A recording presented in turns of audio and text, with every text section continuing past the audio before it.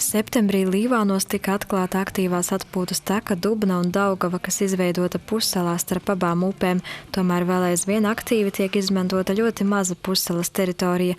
Līvānu novada pašvaldība kā viena no projektiem, kurus plāno īstenot 2014. un 2020. gada plānošanas periodā, iecerējusi šīs pussalas labiekārtošanu. Viena no pašvaldības iecerēm ir izveidot pussalā brīvdabas estrādi.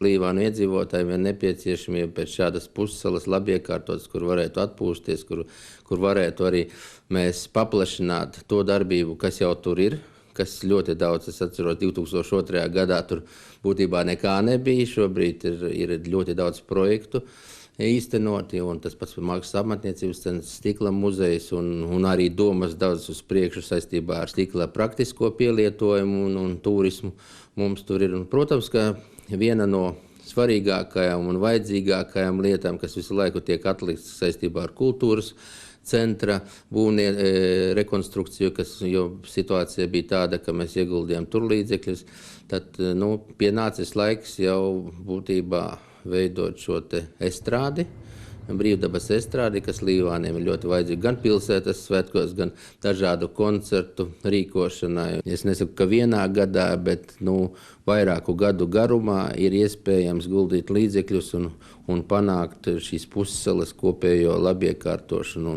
un īstenot šo te mērķi. Pašvaldības iecere ir pussalā realizēt vairākas idejas, tādēļ, lai pussalas infrastruktūra apmierinātu pēc iespējas vairāk iedzīvotāju, pašvaldība iesaistīja plānošanā arī iedzīvotājus, aicinot viņus izteikt savu viedokli.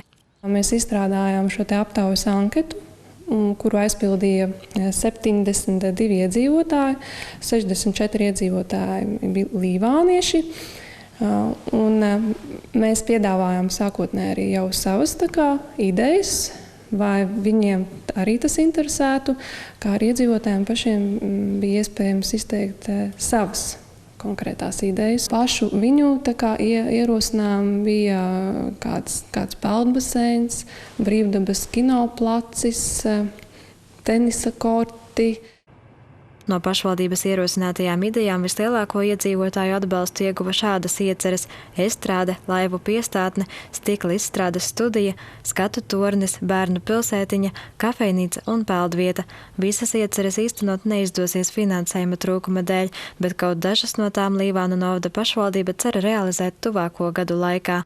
Sandra Pēgļkalne, Vladimirs Boltans, Vidusdaugavas televīzija.